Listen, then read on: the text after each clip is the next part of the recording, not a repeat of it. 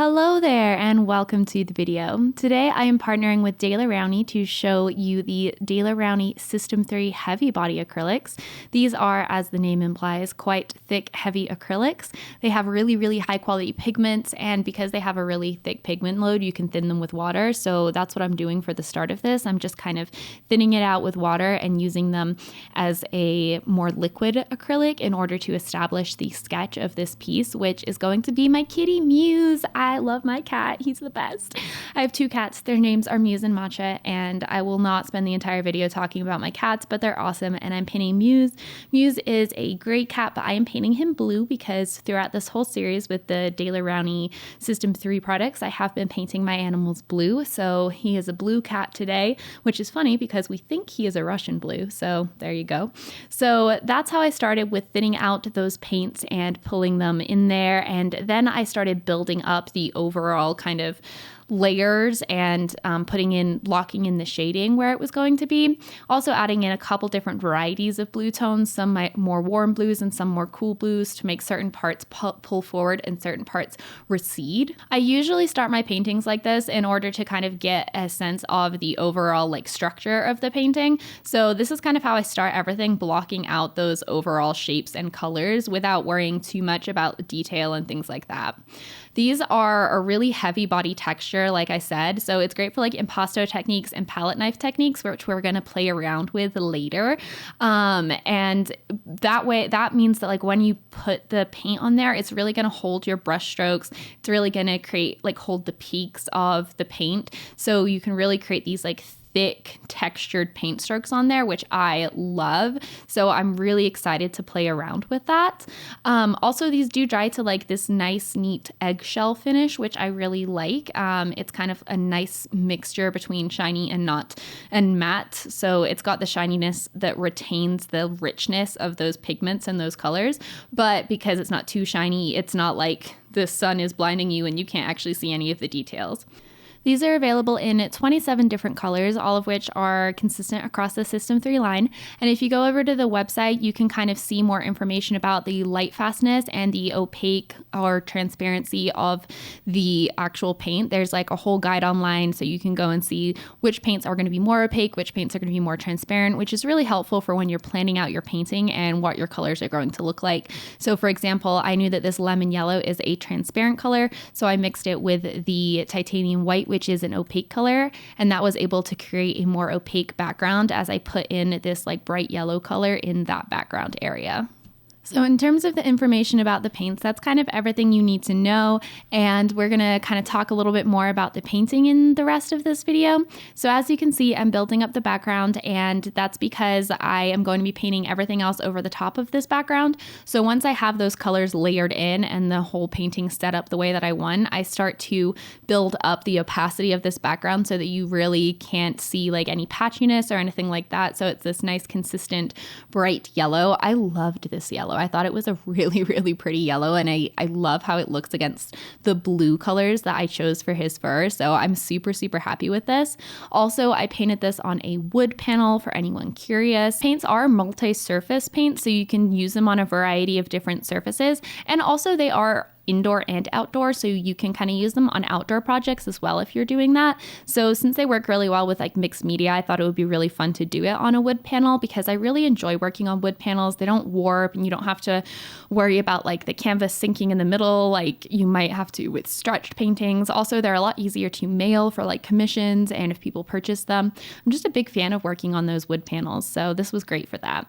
Once I had that yellow background in, I went in with some leafy kind of shapes on these long stems, and I really wanted to build up some texture with these, so I mixed up quite a bit of green paint and really tried to lay it on thickly. So this is really fun. This is definitely a little out of my comfort zone because even though I love thick paint techniques, I don't often use them that much in my own art. So it's something that I don't have as much control over in terms of using palette knives and laying down paint. I don't always know instinctively how the paint is going to lay the way I do in other types of painting techniques where I've been doing them for a lot longer. So this was really fun to play around with that and kind of learn a little bit more about how thick paint works, how it flows or doesn't flow, for lack of a better term, and which way the paint is going to kind of move as you press your brush or your palette knife down.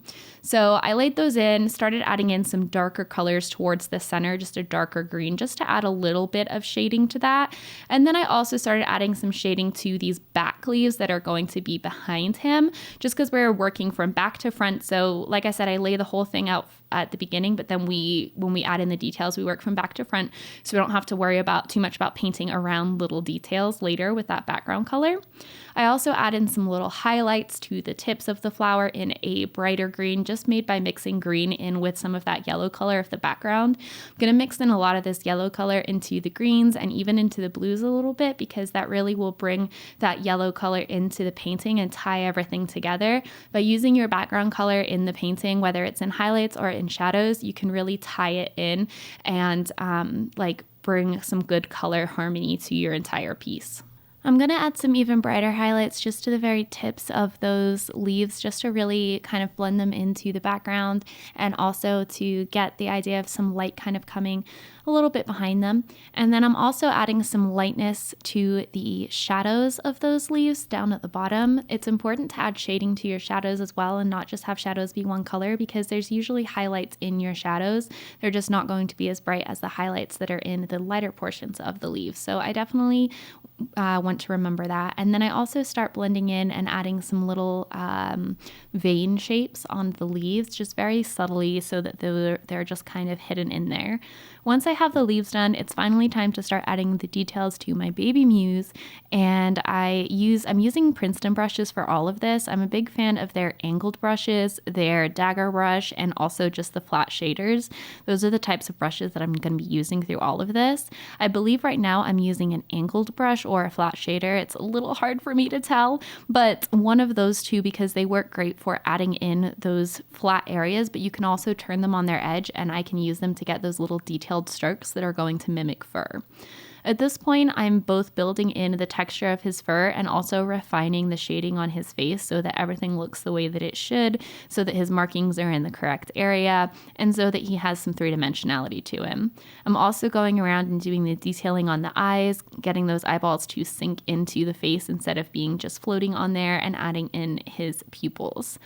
Adding in the little details on his wee little nose and giving him a mouth. He's a very serious looking cat, so he looks very serious in the painting. And then just doing some final details on his muzzle as well, just to bring all of that together, and adding in some of those warmer blues that we talked about, so there's some variety of tones in his fur. Continuing to add in those little details by using the edge of the brush, I'm using a feathering motion to create the little fur strokes, and also to blend all of the colors in together. And this is where you can add in lots of little tones, add in those tiny little bits of highlights, those little shadows in the shadows, getting in all those little light reflections, and everything that brings it to life and adds those final little details. Also doing a bit of shading down underneath on his chest. It's mostly in shadow, but I am blending that out into the rest of the fur that is catching the light, and adding in those little fur texture strokes as well, so that he looks like my fluffy little boy. I'm also adding in a little bit of detail to his muzzle as to where his whiskers are going to go, and that was a little difficult. I was using some small brushes, and it was kind of hard to get the little specks so that they looked right. So I blended it out and decided I would wait and do that a little bit later.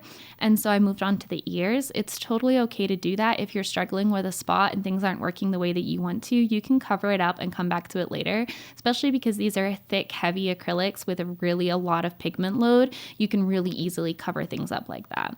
I also go in for some fine little details on the ears and the muzzle, and really trying to get that highlight that catches the ear, and a little bit of the fluff on the inside of the ear as well. For all these little details, I'm using this little angled detail brush. It's awesome, but I seem to have lost it, so I have to go on a hunt for that. But this was the last time that I saw it. And then going in back with that angled shader to add in some more details.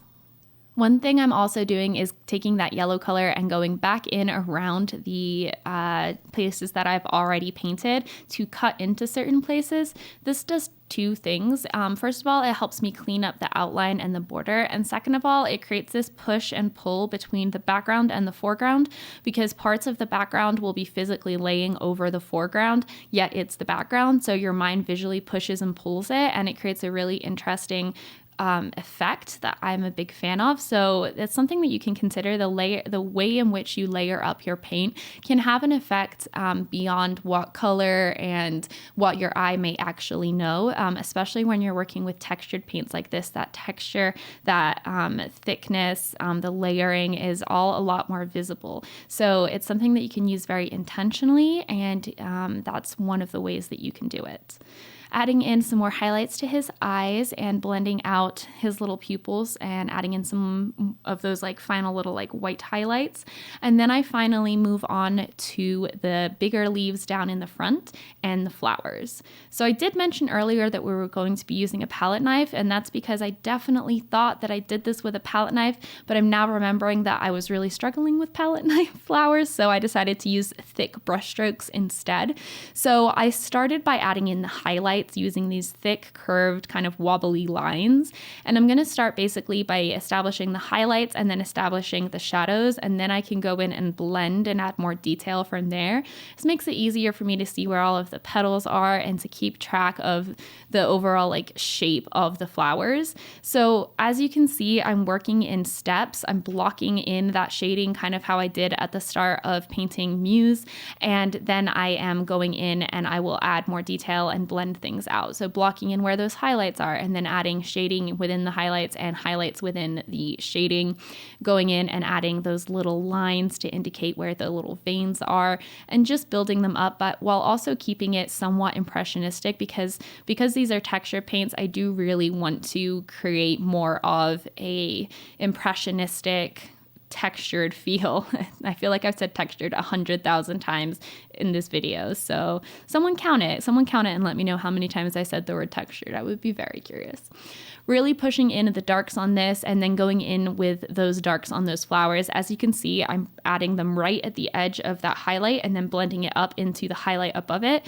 And that kind of gives the impression of petals. That's kind of the technique I've been using recently for painting roses, and it seems to be working pretty well. And I also add in some little lines to add in more texture and more detail. You can kind of see if you look at a petal, it has these kind of little indentations in it that you can kind of create and represent with these little lines. Also adding in some more highlights and just building everything up. Right now, the roses are looking kind of flat. They're not looking as three-dimensional as they could. They're just kind of flat, but with layers of those petals. What we're going to do is when that dries, we're going to actually go over it with a little bit of glazing. One thing that I talked about towards the beginning of this video is how they have these paints have a really high pigment load, so that allows them to be thinned with water. So that allows you to do glazing techniques on top of things like this, and glazing techniques on top of textured paint is also, there it is again, on top of thick paint is very interesting because it kind of sinks into certain areas that have less paint in them, and it just creates a really interesting texture. So that's something else that you can play around with, different ways to use paints that are thicker and have more of a heavy body. There's different techniques that you can try that will affect those paints differently. So they're really fun little techniques to try, and that's another one that hopefully inspires you, and we'll see me do that in just a few moments once I finally finish getting the petals exactly the way I want them. Don't be afraid to take your time to add the detail in these. Even though we're going for more of an impressionistic look, we still want to take time to add detail. It's just the way that we add that detail. Instead of going in and blending it really, really neatly, I'm relying on different methods of blending and layering colors next to each other instead of this soft kind of smoky, smudgy blending that I might use with a thinner acrylic. Also adding in a little bit of a hint of where the stem would be, keeping it very dark and in the shadows. And then once it's dry, we're going over with that glazing technique that I talked about to add more shadows and more three-dimensionality to these roses. And that's going to make them look a lot more like they're part of the piece versus just sitting on top of the piece. After doing this and kind of adding in all my shadows, I am pretty close to being done with this, just adding in those final little details. And this is probably one of my favorite pieces I've done in this series. I might be biased because it is a painting of my cat, so there is that, but I do love how it turned out. I love working with texture paint, and I love how this looked at the end. I hope this video was helpful and informative to you, taught you something about working with heavy body acrylics, and taught you a little bit more about the Daler-Rowney one specifically. And I hope that you liked my painting of my baby cat Muse. I love him so much, and I love you guys so much. So thank you for watching, and have a great rest of your day. Bye!